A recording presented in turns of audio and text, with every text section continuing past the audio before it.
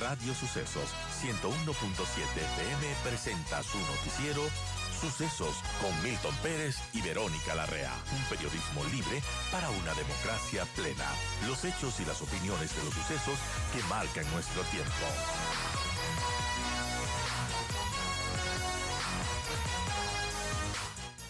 Estamos con don Luis Calero, él es experto en temas petroleros y en medio de esta coyuntura tan delicada de la situación petrolera en nuestro país, de la producción y todas las amenazas que se tiene, y bueno, ¿cuál es su criterio, su diagnóstico y lo que tendría que hacer este gobierno en este nuevo periodo para de alguna manera aumentar la producción petrolera y atender a un sector que ha estado alicaído desde hace algún tiempo, porque esto no es algo nuevo? Bienvenido a don Luis Calero, gracias por acompañarnos y bueno, ¿cómo ve la situación de la producción petrolera, también la situación de la refinería en este último tiempo? Bienvenido. Hola, buenos días, Verónica. Un saludo cordial a los oyentes de esta prestigiosa emisora. Gracias por la invitación. Usted ha dado numerosas cifras, importantes cifras, que nos hacen ver en primer lugar que el tema petrolero tiene que ser visto desde una óptica sistémica y no de manera aislada, de manera parcial y menos aún coyuntural. Hay que ver de largo plazo, hay que tener una mirada estratégica y los gobiernos de turno debieron y deben tener una visión de Estado, no una visión, ¿no es cierto?, muy sesgada a intereses coyunturales, a intereses partidistas y peor aún a determinados intereses económicos de algunos grupos. El asunto simple y llano, Verónica, es que los hidrocarburos, lo hemos dicho varias veces y no nos cansaremos de repetirlo, según cifras oficiales, más del 80% de la energía que consume el país proviene de los hidrocarburos. Hidrocarburos sean producidos localmente o sean importados, pero los hidrocarburos generan más del 80% de la energía que consume el país. Energía no es solamente la energía eléctrica, ¿no es cierto? Es apenas una fracción de la energía que consume el país. Pero bien, entonces eso da la medida de lo estratégico que es la industria hidrocarburífera para el Ecuador. Las cifras que usted dio son impactantes. Pero mire, hay que dar otras cifras para ubicarnos porque nos hemos manejado con ciertos eslogans y creo que es necesario decir algunas verdades, como por ejemplo que no menos del 70% de la producción de petróleo en el Ecuador está en manos privadas, bajo dos modalidades. Mire usted, una modalidad son los contratos de prestación de servicios que tiene celebrado el Estado ecuatoriano con empresas privadas y que son los contratos que reemplazaron a los famosos de participación. Y hay otro bloque de contratos que se denominan de prestación de servicios con financiamiento, de servicios específicos con financiamiento, que los celebra Petroecuador con compañías privadas. Repito, no menos del 70% de la producción del Ecuador está en manos privadas. Entonces, si vamos a atribuir, entre comillas, ineficiencia en la producción petrolera, vayamos señalando responsables. Sí, un 30% a la estatal y un 70% a las privadas.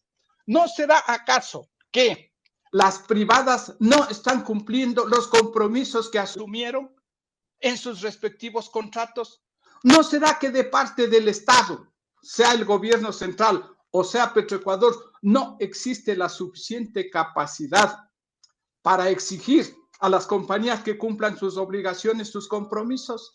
Entonces, a mí me parece, por ejemplo, Verónica, que en este tema de producción petrolera hay que tomar decisiones en ese orden, pero partiendo de esta realidad, porque generalmente le atribuimos a esta estatal la ineficiencia del Estado. Claro, vamos, la ineficiencia del Estado en el 30% y el 70%, caramba. Entonces, mire por ahí. Y lo otro, Verónica, para cerrar rápidamente este tema de la producción petrolera. La producción petrolera no es ilimitada, tiene límites, y los límites son las reservas que existen, las condiciones de los yacimientos y obviamente las inversiones que se efectúen. Y Petroecuador, para su 30%, tendría la suficiente cantidad de dinero para invertir, para reinvestir, porque la Constitución ordena que las empresas públicas, con su autonomía económica y financiera de los ingresos que genera su actividad, debe utilizar esos ingresos para invertir, para reinvestir, no para que vaya directamente al presupuesto del Estado. Al presupuesto del Estado debe ir únicamente los excedentes. Pero en el Ecuador, desde hace muchos años, sucede totalmente al contrario. Primero al Ministerio de Finanzas y si sobra algo a Petroecuador. En ese contexto, ¿cómo vemos, señor Calero, esta noticia reciente que el estatal Petroecuador firmó contratos con la gigante Sinopec por un total de 105.55 millones? Esto pretende, pues, iniciar una campaña de perforación petrolera en Orellana, en Sucumbíos, y la idea es que se incremente la producción nacional en unos 12.000 barriles diarios de crudo y así, pues, mejorar de alguna manera los indicadores de producción petrolera y que ahora están a la baja, como hemos dicho. ¿Cómo vemos esta decisión? ¿Es acertada? ¿Cuál es su criterio sobre esto? Es normal y corriente. Mire, eso es lo que debe hacerse. Mire, no se trata sino de un contratito, y discúlpeme que le ponga entre comillas contratito, para reacondicionamiento de pozos y una que otra perforación de un pozo nuevo. Eso lo hace normalmente Petroecuador en el giro de su negocio. Mire usted, 105 millones. ¿Qué significa 105 millones versus los miles de millones que genera Petroecuador con su producción? Sí, no significa absolutamente nada.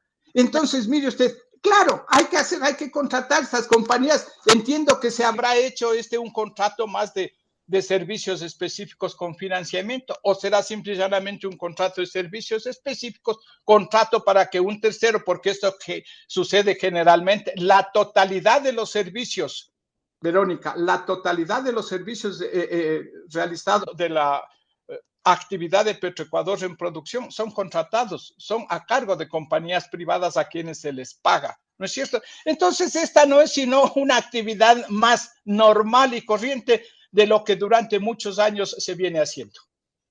Ahora, ¿cómo se vislumbra el panorama en cuanto a la producción petrolera? Porque sabemos que la situación se agrava en el contexto mundial, donde el precio del petróleo, el WTI, que es de referencia para el crudo ecuatoriano, ha caído a niveles por debajo de los $60 por barril. Y esto pues pone en aprietos obviamente a nuestro país, eso tomando en cuenta además las decisiones que se tomaron, por ejemplo, el campo ITT que se dio este cierre anticipado. eh, frente a esta situación, ¿qué tiene que hacer el gobierno para, bueno, salir adelante con la producción petrolera y tomar decisiones acertadas?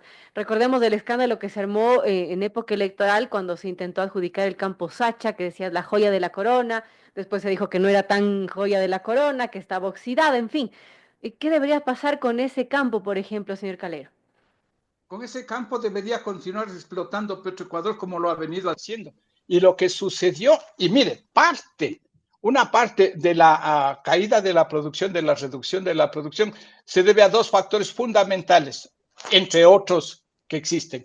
La una es la desaceleración, ¿no es cierto?, en la producción de Sacha, justamente porque había esta intención de entregar a un privado y entonces se desaceleró, congelaron inversiones, llamamos estos reacondicionamientos de pozos, etcétera, etcétera, estos asuntitos que hablamos hace un momento, se desaceleró para crear un ambiente que justificara esa entrega del campo a la iniciativa privada. Uno. Dos, esa malhadada decisión respecto del ITT, ¿no es cierto? También ha mermado en unos cuantos miles de barriles diarios la producción petrolera. Dos elementos fundamentales y que pueden ser superados desde mi punto de vista. Primero es tomando en serio la producción de Sacha, retornar a lo que ya tuvimos hace un año, 80.000 barriles diarios por lo menos, con simples actividades como las que se están contratando para otros campos, reacondicionamientos y nuevas perforaciones.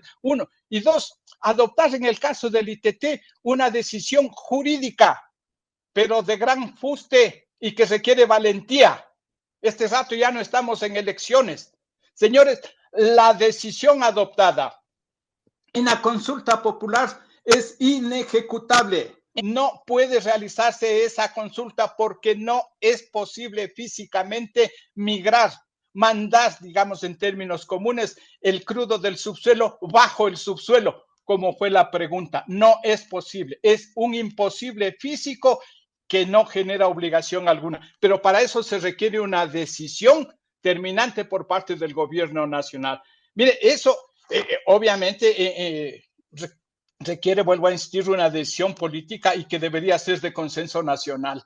En cuanto, mire usted, a otros aspectos, yo creo que debe comenzar por evaluarse seriamente las reservas que existen en el país para, en función de eso, ir viendo los niveles de producción que nos convienen y que no nos convienen únicamente desde el punto de vista de la caja fiscal, porque de haberse cumplido lo que dispone la Constitución desde el año 2008, el asunto es que debió haber comenzado el Estado a desprenderse de su dependencia.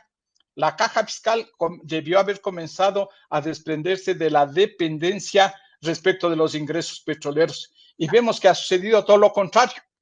Por eso es que cada sobresalto que existe en el mercado interno, $1 más, $1 menos, estamos pero alarmadísimos. ¿Por qué? Porque afecta directamente a la caja fiscal, al presupuesto fiscal. Yo creo que un gobierno con visión de largo plazo, con una visión estratégica, debe comenzar por diseñar y aplicar políticas de largo plazo para desvincular del presupuesto del Estado a los ingresos petroleros, o por lo menos reducir la dependencia del presupuesto estatal respecto de los ingresos petroleros. Eso sería lo ideal. Y finalmente, señor Calero, ¿cómo ve esta situación de la refinería de Esmeraldas que, bueno, entró en emergencia por 60 días, se tiene que reparar sistemas de esa refinería debido al sismo? Recordemos que está en Esmeraldas, en una zona que ya sabemos que es de alto riesgo sísmico. Le doy un par de datos rápidamente, Verónica. En el último quinquenio, hablemos de 2020 a 2024, el país gastó 27.800 millones de dólares en importar combustibles. Y en la década, desde el 2015 al 2024, gastó 44.600 millones de dólares en importar combustible. ¿Cuántas refinerías habríamos podido construir en vez de importar semejante, semejante cantidad de derivados de petróleo? Imagínese, entonces mire usted, el gobierno del señor Gutiérrez declaró de prioridad nacional la construcción de una nueva refinería en el año 2005, enero de 2005, antes del golpe de Estado. Luego vino el señor Palacio, cambió el sitio y congeló el proyecto. Luego vino el señor Correa, de igual manera echó al mar, al tarro de la basura este proyecto y generó otro conjuntamente con el señor Chávez de Venezuela. Está. Perdón. Y aplanó un terreno carísimo, digo que ahí está. Ah, sí, pero ese terreno aplanado nadie lo ha utilizado. Porque ese terreno aplanado tiene una infraestructura en la que invirtió el país, tiene un acueducto, tiene, no es cierto, un campamento, tiene unas patentes adquiridas, contratadas, etcétera, etcétera. Esa es una de las debilidades, porque 8 años después nos hemos estado solo quejando del terreno aplanado. No hemos utilizado el terreno aplanado y peor aún hemos incursionado en otro proyecto. De igual manera, desde el gobierno del señor Moreno se intentó otro proyecto de otra refinería, no lo cumplió, vino el señor Lazo, lo echó abajo y en este gobierno tampoco hemos hecho. Entonces, no ha existido una coherencia en tratar como una política de Estado y con visión de largo plazo los temas relacionados con los hidrocarburos en el país. Así es, bueno, está pendiente aquello y ojalá se escuchen estas sugerencias que nos hacen los expertos, en este caso de Luis Calero, experto en temas petroleros. Gracias, Luis, por acompañarnos de esta mañana y darnos su visión de la situación preocupante en el tema petrolero en nuestro país. Gracias a usted, Verónica.